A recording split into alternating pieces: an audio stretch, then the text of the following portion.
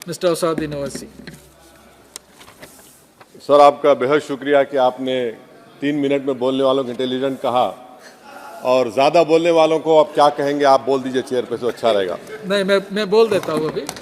तो जो 3 मिनट में बोल देते हैं वो इंटेलिजेंट तो है ही, और जो ज़्यादा बोलते हैं जो ज्यादा बोलते हैं उनका ज्ञान क्या बेवकूफ़ नहीं होते हैं वो। जो ज्यादा का ज्ञान हो। सर, आपने मुझे बोलने का मौका दिया। सर, मैं पहले ये बात वाज़ेह कर देना चाहता हूँ कि मैं इंडिया में नहीं हूँ मगर वतन अजीज़ का हूँ, और मेरा मामला ऐसा है कि मैं अब लाइन ऑफ एक्शन पर हूँ। भारत की राजनीति में अगर कोई लाइन ऑफ एक्शन पर है तो मैं हूँ। सर, मेरे चंद सवालात हैं जो मैं उम्मीद करता हूँ कि हमारे मोहतरमा वज़ीर साहिबा जब जवाब देंगे, इसका जवाब, मेरे सवाल का जवाब देंगे। यूपीए में जीडीपी ग्रोथ था 6.8 एवरेज। नरेंद्र मोदी की सरकार में जीडीपी ग्रोथ हो गया 5.9 एवरेज। इसका जिम्मेदार चीन है या पाकिस्तान है, बता दीजिए। Fiscal deficit as percentage of GDP, fiscal deficit as percentage of GDP sir, वो था 4.7 यूपीए के टाइम पर। नरेंद्र मोदी की सरकार में हो गया 5.1 एवरेज। इसका जिम्मेदार कौन है? हाँ, पाकिस्तान है। सही कह रहे हैं आप। मान लिया आपके अकल की तारीफ करता हूं।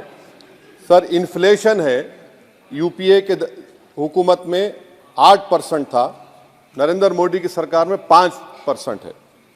मगर क्या ये बात सच नहीं है कि जो ग्लोबल तेल की कीमतें थी 2008 से 14, वो एक बैरल $100 के ऊपर बिकता था।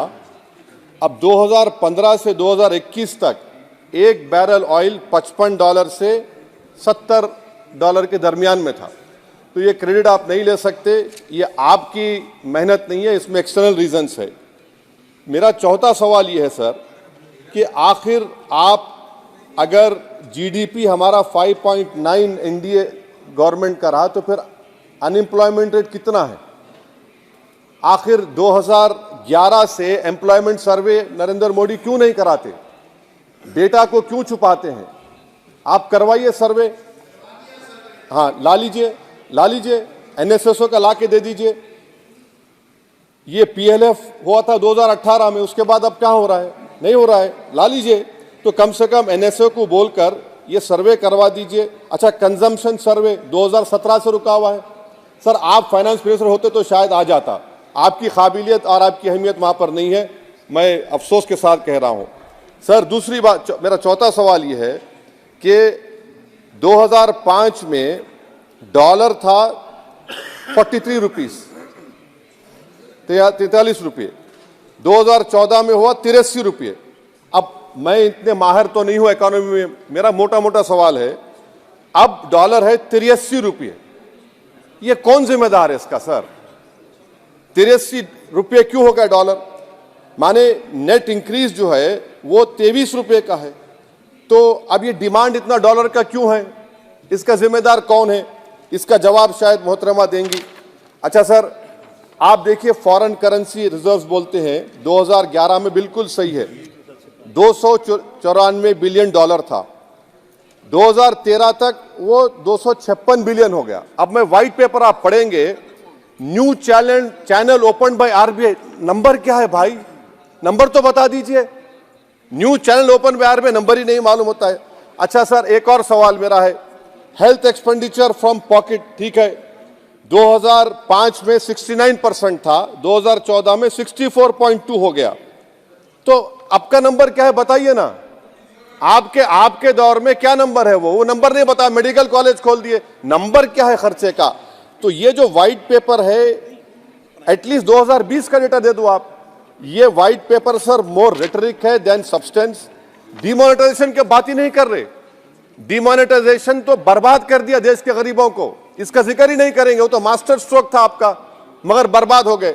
सर, मैं कंक्लूजन में, क्योंकि आपने अक्लमंद कहा है मुझे कम टाइम में बोलने वालों को, तो मैं सरकार से आपके जरिए से मुतालबा करता हूं कि एक व्हाइट पेपर ये निकालिए कि 2014 में 1 लाख के मॉब लिंचिंग से 2024 तक कितने मुसलमानों का मॉब लिंचिंग हुआ। कितने घर बुलडोजर तोड़े गए। सर मैं खत्म कर रहा हूं, सर खत्म कर रहा हूं।